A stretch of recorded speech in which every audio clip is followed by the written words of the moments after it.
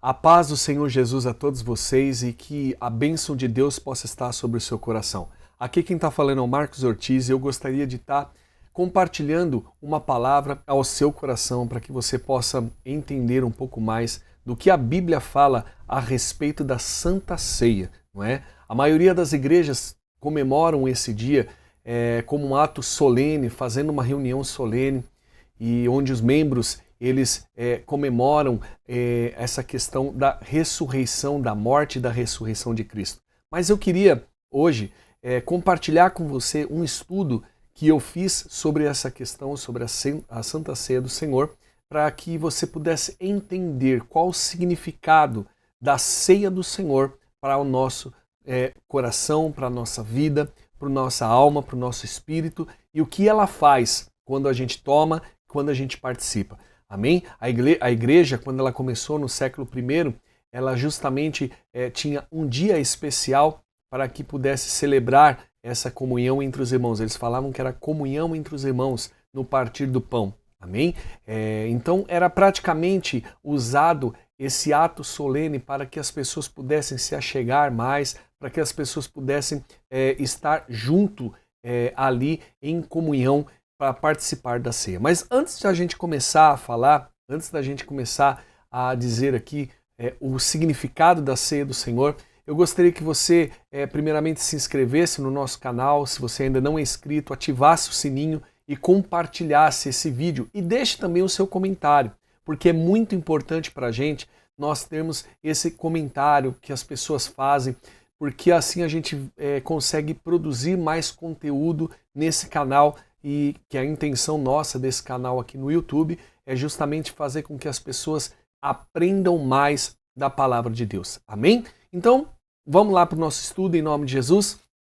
Já passei alguns recados para vocês e eu tenho certeza que Deus vai abençoar muito a sua vida. O texto-chave nosso está localizado em 1 Coríntios capítulo 11, a partir do versículo 17. Diz assim: Nisto que vos dizer-vos não vos louvo, pois vós reunis não para melhor, senão para pior. Antes de tudo, ouço que quando vos reunis na igreja, há entre vós divisões, e em parte o creio. E até importa que haja entre vós diferenças, para os que têm a aprovação de Deus se manifestem no vosso meio.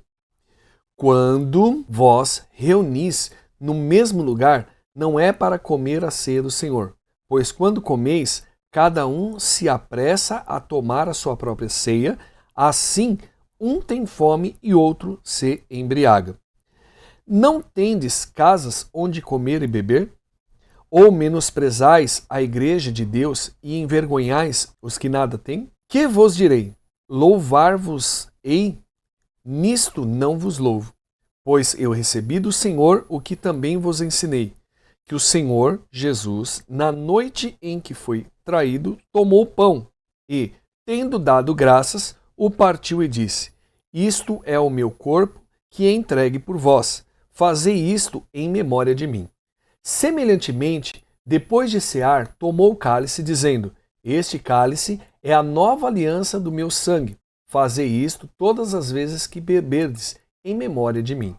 Pois todas as vezes que comerdes este pão e beberdes este cálice, anunciai a morte do Senhor até que ele venha. Portanto, qualquer que comer o pão ou beber o cálice do Senhor indignamente será culpado do corpo e do sangue do Senhor. Examine-se o homem a si mesmo antes de comer deste pão e beber deste cálice.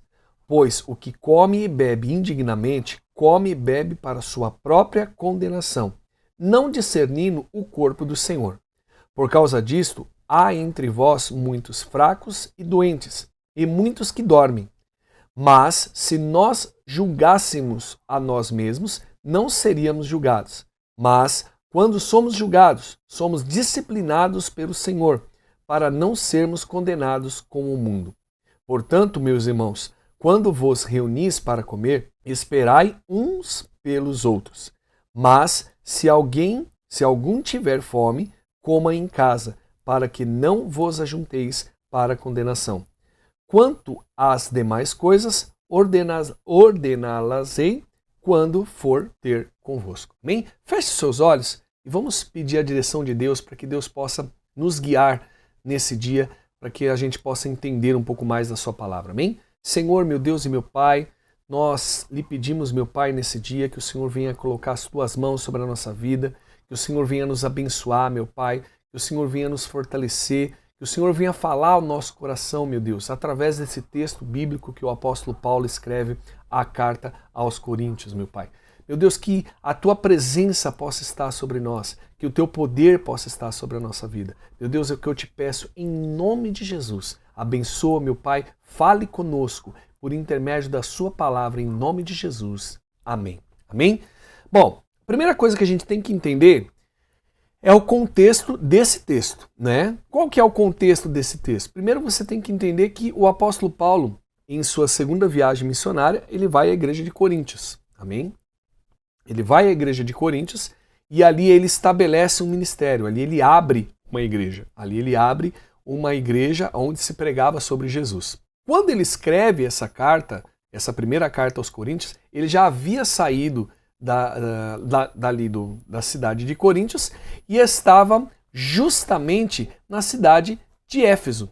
Amém? Então ele sai de lá, não é? E vai embora para continuar sua obra missionária. E aí ele começa a ouvir o que estava acontecendo dentro da igreja, em que as pessoas não estavam respeitando esse ato solene da ceia, porque muitos iam lá para comer e para beber apenas, para encher vamos dizer assim, para encher a sua barriga, e outros iam para se embriagar, porque naquela época a ceia era servida com vinho. E eles não estavam dando o devido respeito, amém? Eles não estavam dando o devido respeito à Santa Ceia, à ceia do Senhor, que é justamente, como eu falei para você, é um ato solene, é um ato onde você está em comunhão com Deus. Amém? Então o apóstolo Paulo ele começa a dizer para o povo de Coríntios que eles estavam aí passando por algumas dificuldades justamente porque eles estavam tratando as coisas de Deus indevidamente. Amém? Não é que o apóstolo Paulo estava proibindo alguns de tomar, né? Igual muitas igrejas ou muitas pessoas falam que por você não ter uma comunhão, você não pode participar da ceia. Não estava querendo dizer isso. Ele estava querendo dizer que as pessoas estavam fazendo aquilo como algo qualquer, como alguma coisa qualquer. Então o apóstolo Paulo ele repreende a igreja de Coríntios justamente com isso. E aí ele fala assim, olha gente, se vocês for participar da ceia, a primeira coisa que vocês têm que fazer é se examinar. Amém? Então, como assim se examinar? Você tem que olhar para dentro de você para ver o que está acontecendo dentro de você, para ver se você está praticando isso, se você está comendo e bebendo do sangue, não indignamente, não, ou seja, não assim, porque se você for parar para pensar, falar indignamente, então quer dizer então que ninguém pode participar da ceia porque a pessoa é pecadora. Não é isso, gente. O que o apóstolo estava falando. Ele estava falando o quê? Que tipo assim, será que a pessoa estava realmente participando da mesa de Cristo e estava entendendo a solenidade que era aquilo? Amém? A importância que era aquilo? Porque quando você pega o fim, né, praticamente da vida de Cristo aqui na Terra, Jesus participa da ceia junto com os seus discípulos, ele mostra para os seus discípulos a importância que é a Santa Ceia. E olha só como é que é interessante. Depois de participar da ceia, cada um dos discípulos abandonou Jesus. Então, não quer dizer que porque a pessoa é pecador, ele não pode participar da ceia. Nada a ver. Isso não está escrito na Bíblia. Porque se fosse assim, ninguém poderia participar. Amém? Então você vê que Cristo ele mostra para os discípulos aquele ato como algo solene diante do ministério de Jesus. Ou seja, era a última... vamos dizer assim, era a última refeição que Cristo estava fazendo junto com os seus discípulos, amém? Então era praticamente perto da Páscoa, né? Alguns estudiosos dizem que isso acontece na quinta-feira antes de sua morte, antes de Judas trair Jesus Cristo, antes de Jesus ter o seu encontro no Getsêmani ali. Então tudo isso ocorre antes que acontecesse a crucificação de Cristo. E Jesus já estava mostrando para os discípulos que eles participariam com ele, era a última vez que eles estariam participando ali com ele, em pessoa, em carne, amém? mas que na glória eles iriam participar da mesa que Jesus iria preparar para cada um deles. Você conhece a história, você sabe disso. Então qual é o significado? Quando Cristo mostra o significado, quando o apóstolo Paulo mostra o significado da ceia, o significado da ceia não é você, vamos dizer assim, adquirir perdão dos seus pecados, mas é um reconhecimento. É um reconhecimento. Você reconhece que o que Cristo fez por você na cruz do Calvário. Amém? E o que Jesus fez na cruz do Calvário? Ele se fez sacrifício por nós. Para a gente entender um pouco, nós temos que voltar no passado, onde a Páscoa foi celebrada pela primeira vez no livro de Êxodo. Né? O livro de Êxodo significa saída, mas a Páscoa significa passagem de uma vida para outra. Amém? Ou seja, passagem de uma vida de escravidão do povo de Israel para uma vida de liberdade.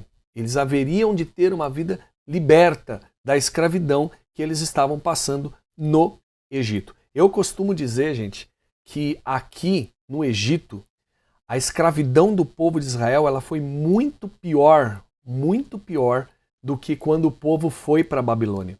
Amém? Quando os babilônios invadiram Jerusalém e saquearam e roubaram o templo, fizeram o que fizeram, amém? Eu quero dizer para vocês que essa escravidão que eles passaram lá na Babilônia não se compara ao que eles passaram ali no Egito. Então não se compara. Né? Muita gente fala assim, mas eles tiveram uma perseguição, tiveram vamos dizer assim, uma escravidão complicada ali também na Babilônia. Tiveram, mas só que não se compara ao que eles passaram no Egito. E quando Deus lança a última praga, que na realidade praticamente saiu da boca de Faraó, sobre a questão da morte dos primogênitos, quando Deus lança essa última praga, a Bíblia fala que Deus chega para Moisés e passa para que Moisés pudesse fazer um ritual, que era matar um animal, amém? Matar um animal, e o sangue desse animal seria passado nas ombreiras da porta, e quando o anjo da morte passasse que visse aquele sangue, ele passaria por aquela porta e não entraria para que pudesse tirar a vida de qualquer primogênito que tivesse dentro daquela casa. Então, o que Deus fez com o povo de Israel, tirando Israel dali, das garras do Egito, foi algo extraordinário. E foi algo que Deus começou a mostrar sobre a questão do seu próprio filho, que era o que iria acontecer com Jesus Cristo, não é? A Páscoa do passado foi tirar o povo de Israel do Egito para libertar o povo de Israel do Egito para levar a uma terra prometida.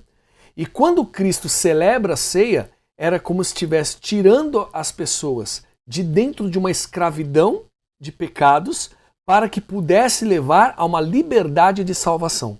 E era isso o que o povo de Coríntios não estava entendendo. Por isso que o apóstolo Paulo ele chega e começa a mostrar para a igreja de Coríntios a diferença. Fala, olha, isso que vocês estão fazendo não é ceia, não é participar da ceia do Senhor, mas vamos dizer assim, é participar de algo comum, de uma coisa que para você e para outra pessoa não faz diferença. A importância desse ato solene, a importância da ceia, por isso que nós celebramos ela, é justamente mostrar para nós o que Cristo fez, que ele pega e nos resgata da maldição da lei, que era o que condenava o povo, amém? A lei condenava as pessoas. Então Cristo nos resgatou da maldição da lei para nos trazer para algo chamado graça. Para nos trazer para algo chamado liberdade. Amém? Liberdade. Como assim liberdade? Hoje você não é mais escravo do pecado. Amém? Você não é mais escravo. Apesar de você ter um corpo pecaminoso, mas você não é escravo do pecado mais. Amém? Esse jugo do pecado não está sobre a sua vida mais. Olha só como é que é interessante. Mas como que isso é possível, sendo que eu sou um corpo pecador, sendo que eu ainda continuo pecando? A lógica é você entender o quê? Quando você recebe a Jesus Cristo, quando você aceita Jesus, a Bíblia fala que Deus nos purifica de todo pecado, de toda a imundície que nós estávamos, de todo, vamos dizer assim, de toda a lama, de toda a podridão que que nós estávamos no mundo, Deus pega e nos lava e nos santifica. E a ceia é como um ato de selar a sua comunhão e de reconhecer de que o que Cristo fez na cruz do Calvário por nós valeu para toda a nossa vida, para toda a nossa história. Amém? E isso tem que ser feito até que Cristo venha, até que Jesus volte e arrebate a sua igreja e leve a sua igreja onde nós teremos ali a comunhão com Cristo e estaremos ceando novamente com Jesus. Então, o apóstolo Paulo ensina a igreja de Coríntios justamente a não participar da ceia de qualquer maneira, mas para ter consciência do que eles estavam fazendo, o que eles estavam colocando na sua mesa não era qualquer coisa. O que eles estavam colocando na sua mesa era o ato da carne de Jesus, não é? O pão, que era o símbolo da carne, e o vinho, que era o símbolo do sangue de Cristo, não é? E olha só como é que é interessante, para que servisse de memória. Então, todas as vezes que nós participamos da ceia, nós lembramos o que Cristo fez, que foi nos tirar de uma escravidão de pecado e nos levar para uma vida totalmente liberta do pecado, para nos levar à salvação, à comunhão com Ele. Amém? Então, é esse o significado da ceia. Amém? O significado da ceia é a questão de você sair de uma situação pecaminosa, você lembrar que Cristo tirou você de uma situação pecaminosa, de uma situação mundana, de uma podridão, de uma situação ruim, não é? E fez com que você fosse purificado. Então, todas as vezes que você participa da ceia, você está lembrando o que Cristo fez por você na cruz do Calvário. Amém? Gente, é um vídeo curto, mas que eu creio que você tenha, vamos dizer assim, abriu a tua mente um pouco e que você possa entender um pouco mais da palavra de Deus. Amém? E um ponto principal que eu gostaria de puxar aqui para vocês é o seguinte: cada vez que você participar da ceia, examine-se. Não para ver os pecados que você tem, não para ver os erros que você tem. Amém? Não apenas para isso, mas para ver se realmente o que você está fazendo, o que você está, da maneira que você está participando, é uma maneira correta, é uma maneira séria, ou se você está participando ali só por participar. Amém? Por isso que o apóstolo Paulo ele fala assim: por isso que entre vós há muitos doentes e os que dormem. Os que dormem são os que já morreram. Amém? O apóstolo Paulo quis dizer isso mesmo. Os que dormem são os que morreram.